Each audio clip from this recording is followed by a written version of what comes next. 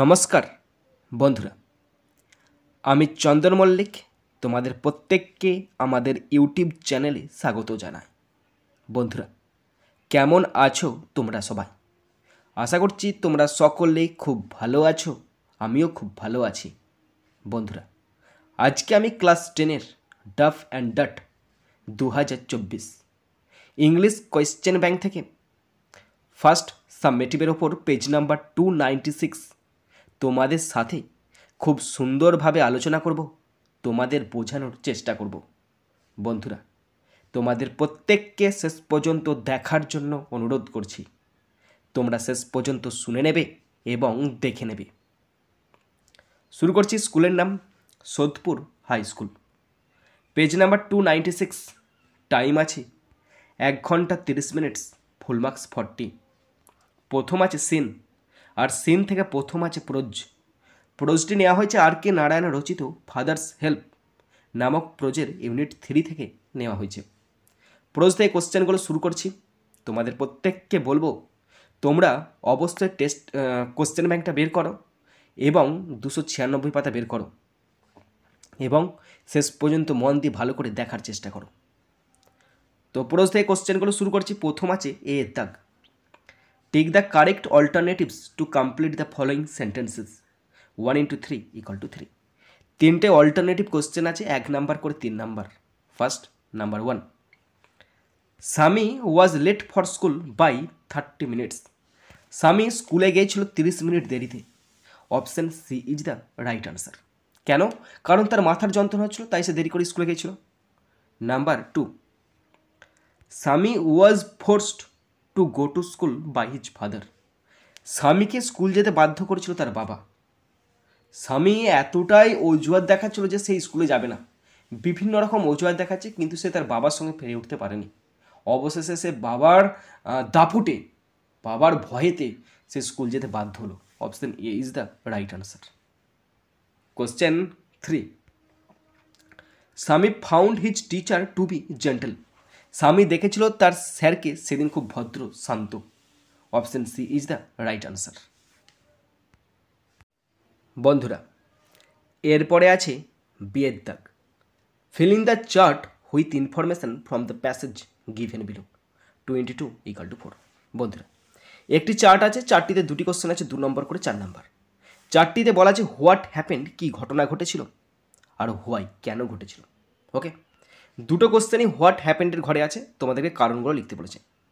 শুরু করছি first question. Question number 1, স্বামী কেম লেট টু স্কুল। স্বামী দেরি করে স্কুল এসেছিল, তার কারণটা কি? তো এখানে মেন কারণ হচ্ছে, আর যেটা বইতে উল্লেখ করা আছে সেটাই তোমাদের লিখবে, because he had a great headache. কারণ তার প্রচণ্ড মাথার যন্ত্রণা হচ্ছিল। কিন্তু মূল কারণ কোনটা? মূল কারণ সে স্কুল যেতে চায়নি, কারণ সে কোথাও যেতে চেয়েছিল এবং সে স্কুল না যাওয়ার জন্য সে বিভিন্ন রকম অজুহাত দিচ্ছিল। দাঁতের যন্ত্রণা, মাথার যন্ত্রণা, পেটের যন্ত্রণা, কত কী অজুহাত দিচ্ছে। আমরা প্রত্যেকে এরকম থাকি। আমি ছোটোবেলায় ছিলাম, আমি সকালে পড়তে যেতাম একটা স্যারের কাছে, যখন আমি খুব ছোটোবেলায় একদম থ্রি ফোরের বেলাতে, তখন আমি স্যারের কাছে সকালে পড়তে যেতাম। 7টা থেকে পড়া ছিল, আমি যেতাম 7টার সময়, আর আধ ঘন্টা হতে না হতেই আমি বলতাম, স্যার আমার পেটে লাগছে, আমাকে ছেড়ে দিন। আর আমি চলে আসতাম ঘরে এসে খেলতে শুরু করতাম। স্যার ভাবতো সত্যি করেই পেটে লাগছে। প্রতিদিন করতাম এরকম করে। একদিন ভাইফোঁটার দিনকে সেদিন আমি স্যারকে বলিনি যে স্যার আমার পেটে লাগছে, সেদিন বলছি স্যার মামা বাড়ি যাবো, তাড়াতাড়ি ছেড়ে দিন। অথচ ভাইফোঁটাতে মামারা আমাদের বাড়িতে আসবে ফোঁটা নিতে। এবার আমি বাবার সঙ্গে হাটে বেরিয়ে পড়েছি, হাট বাজার করতে বেরিয়েছি, তখন স্যারের সঙ্গে দেখা। স্যার তখন বলছে, বাবাকে বলছে, কখন চন্দন মামা বাড়ি যাবে? বলছি, কোথায় মামা বাড়ি যাবে? বলছি স্যার, তখন স্যার বলছে, ও তো বললো মামা বাড়ি যাবে, তাই সকাল সকাল আমাকে ছেড়ে দিতে হবে। এবার ঘরে এসে বাবা আমাকে ধমকা দিতে শুরু করে দিয়েছে। হয়েছে? তাহলে স্বামী কেন দেরি করে এসেছিলো? কারণ তার মাথার যন্ত্রণা ছিল, because he had a great headache. কিছুই নাই, জলের মতো সোজা। নেক্সট, নাম্বার 2, স্বামী ফেল্ট স্যাড। স্বামী দুঃখিত অনুভব করেছিল। কেন? কারণ সে স্যামুয়েল স্যারের মতো এত ভালো কোনো ব্যক্তির সাথে আগে কোনো সাক্ষাৎ করেনি। তার মানে কি, তার দেখা সবচেয়ে বিখ্যাত মানুষ কোনটা? Samuel sir. তাহলে আনসার হবে because he had never mate any one as good as Samuel. কারণ সে স্যামুয়েল স্যারের মতো ভালো কোনো মানুষকে আগে কখনো দেখেনি। ওকে, এরপর আছে আনসার দ্য ফলোইং কোশ্চেন, নিচে কোশ্চেনগুলো আনসার দিতে বলেছে। First number 1, what impressed Samuel, এর জন্য আছে 2 নাম্বার। কোনটি স্যামুয়েলকে প্রভাবিত করেছিল বা মুগ্ধ করেছিল? ওকে, তো তোমরা প্রত্যেক বইটা বের করেছো তো, 296 পাতায় চলে এসো, টেক্সটটা পড়ছি আমি। কোনটা স্যামুয়েল স্যারকে বিশাল মুগ্ধ করেছিল? ওকে, দেখো স্বামী বলছে, মাই ফাদার সেড, আমার বাবা বলেছে, I shouldn't miss school sir, sir আমার স্কুল কামাই করা একদম উচিত হবে না। স্যামুয়েল লুকড ইমপ্রেসড, স্যামুয়েল স্যারকে প্রভাবিত মনে হলো। Your father is quite right, তোমার বাবা তো ঠিকই বলেছেন। We want more parents like him, কারণ আমরা তোমার পিতামাতার মতো আরও অনেক পিতামাতা চাই।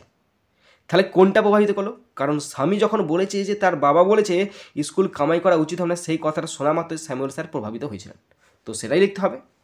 স্বামী রিপ্লাইড স্যামুয়েল স্যার, স্বামী স্যামুয়েল স্যারকে উত্তর দিয়েছিল দ্যাট যে হিজ ফাদার অ্যাডভাইসড হিম, তার বাবা তাকে উপদেশ দিয়েছে not to miss school, school না কামাই করার জন্য। হিয়ারিং দিস ওয়ার্ডস, এই কথাটা শোনা মাত্রই স্যামুয়েল ইমপ্রেসড, স্যামুয়েল স্যার মুগ্ধ হয়ে গেল।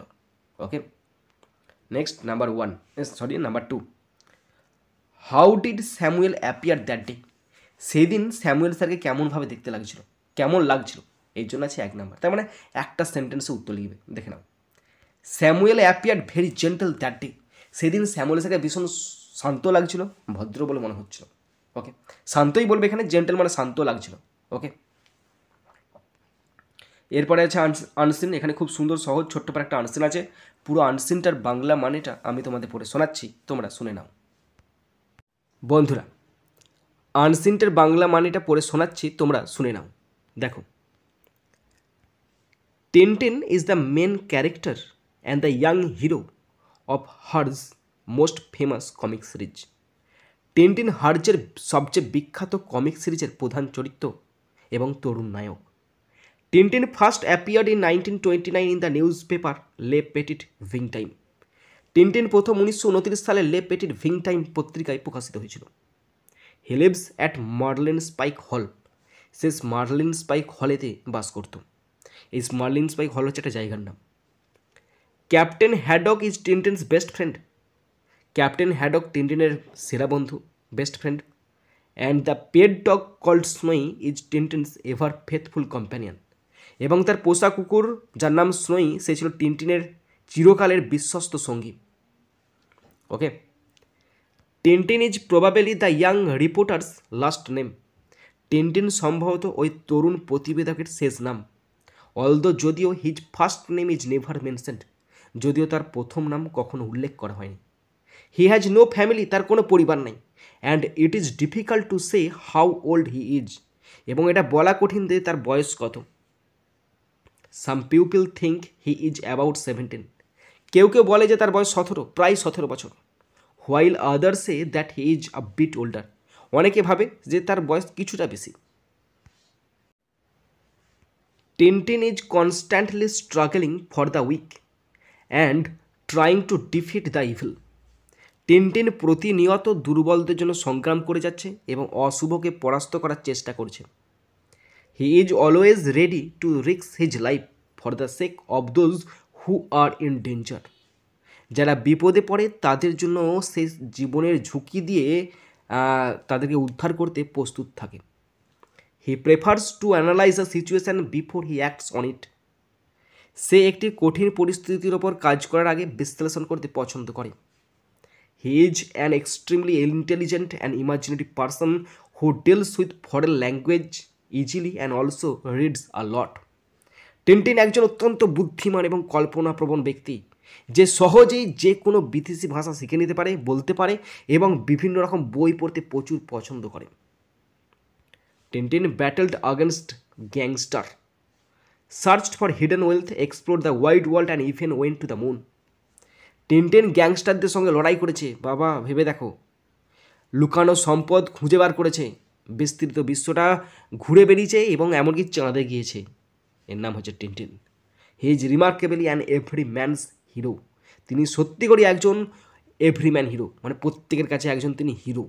ওকে বন্ধুরা, এরপরে আমি আনসিন থেকে কোশ্চেনগুলো শুরু করছি। প্রথম আছে এর দাগ।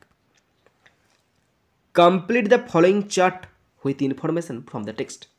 1 × 5 = 5। বন্ধুরা 5টা কমপ্লিট সেন্টেন্স আছে, 1 নাম্বার করে 5 নাম্বার।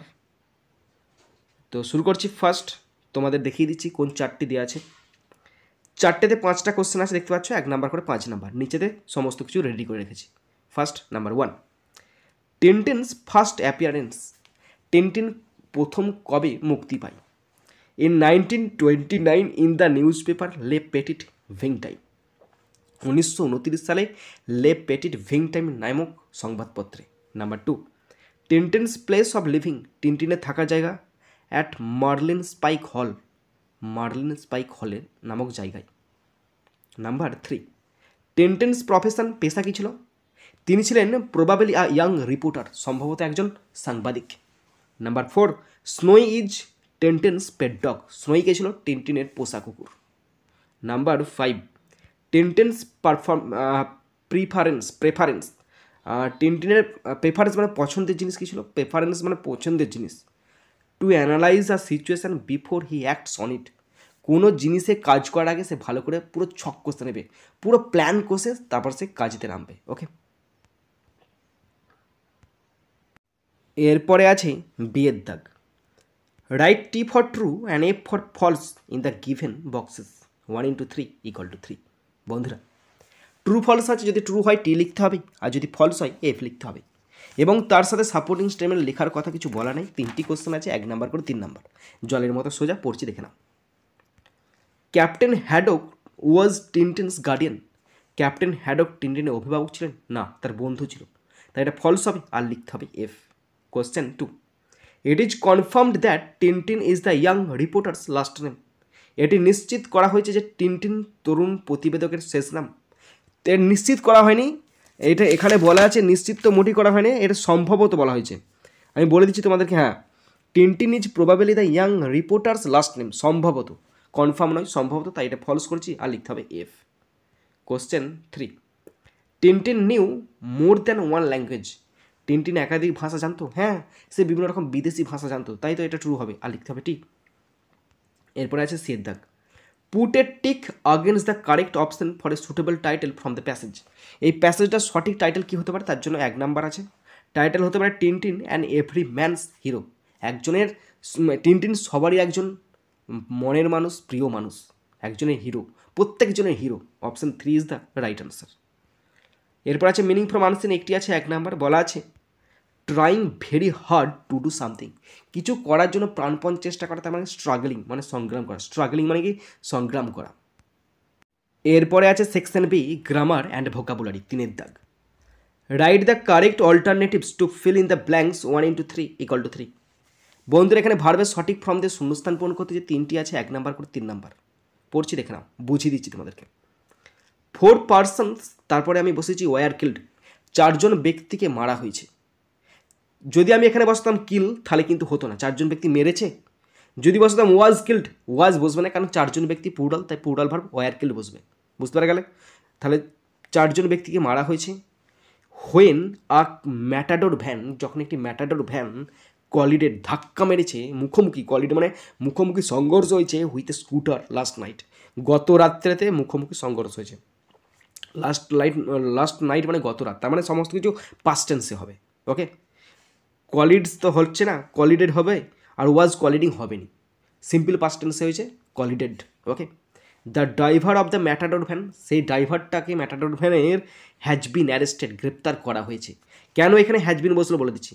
ইজ অ্যারেস্টেড মানে প্রেজেন্ট টেন্সের ঘটনা, হ্যাজ বিন অ্যারেস্টেডটা পরে বোঝাচ্ছি, হ্যাজ অ্যারেস্টেড হবে না, কারণ তাকে গ্রেপ্তার করা হচ্ছে মানে পুলিশের দ্বারা গ্রেপ্তার করা হচ্ছে, তার মানে হচ্ছে প্যাসিভ ভয়েসে। আর প্যাসিভ ভয়েসে দুটো আছে, ইজ অ্যারেস্টেড আর হ্যাজ বিন অ্যারেস্টেড। এখানে কেন হ্যাজ বিন অ্যারেস্টেড হয়েছে?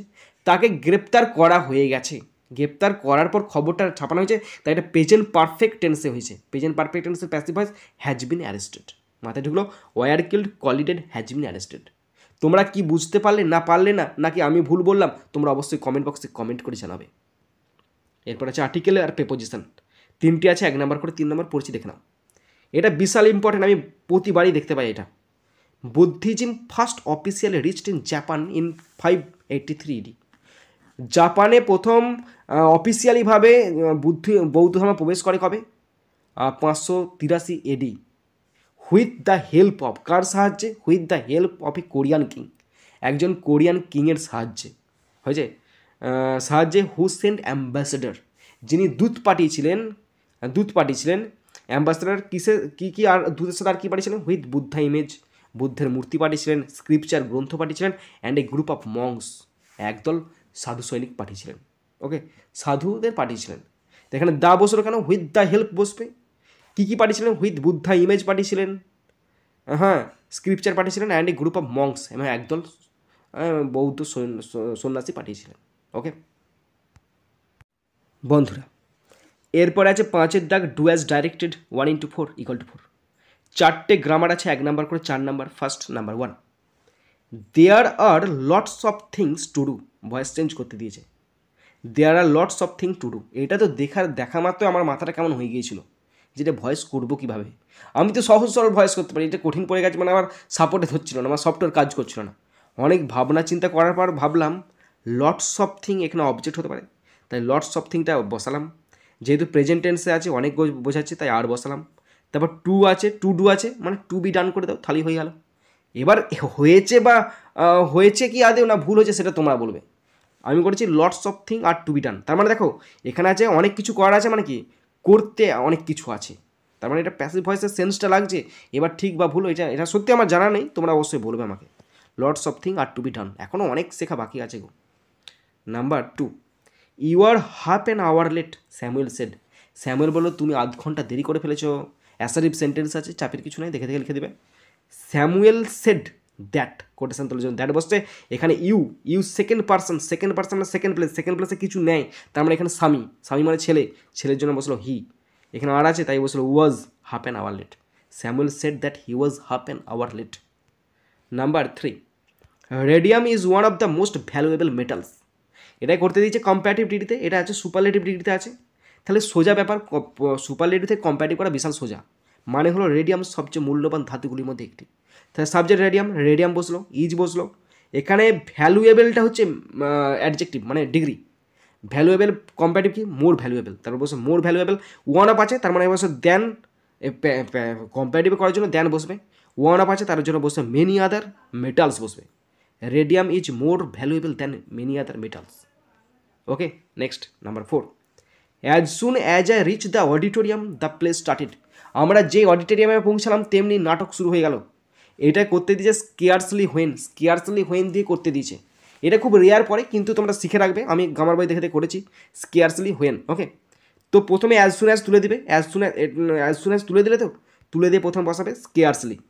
তারপরে যেমন নো সুনানের নিয়ম তেমন নো সুনানে হ্যাড বসবে, আই রিচ দ্য অডিটোরিয়াম বসবে। তারপরে দ্যানের জায়গাতে বসবে হোয়েন দ্য প্লে স্টার্টেড। তাহলে scarcely had I reach the auditorium when the play started. মাথায় ঢুকলো? বিশাল সোজা, কিন্তু অ্যাজ সুন অ্যাজ থেকে নো সুনার করতে হয়, যেমন নো সুনারের জায়গাতে স্কেয়ারসলি বসাবে আর দ্যানের জায়গাতে হোয়েন বসাবে, তাহলে কিন্তু ছক্কা। বন্ধুরা, তোমরা যারা শেষ পর্যন্ত শুনলে বা দেখলে তোমাদেরকে অসংখ্য ধন্যবাদ জানাই। বন্ধুরা, শেষ পর্যন্ত দেখার পর যদি শিখতে পারো, জানতে পারো, কাজে লাগে, অবশ্যই একটা লাইক করে জানাবে, অবশ্যই সাবস্ক্রাইব করবে, পারলে নিজের বন্ধুবান্ধবী, নিজের ভাই বোন, নিজের আত্মীয় পরিচয়ের মধ্যে শেয়ার করে দেবে এবং তাদেরকেও শেয়ার করতে বলবে। বন্ধুরা, এখানেই শেষ করছি ভিডিওটি। সুন্দর থাকবে, সুস্থ থাকবে, টেক কেয়ার, থ্যাংক ইউ, জয় হিন্দ, বন্দে মাতারাম।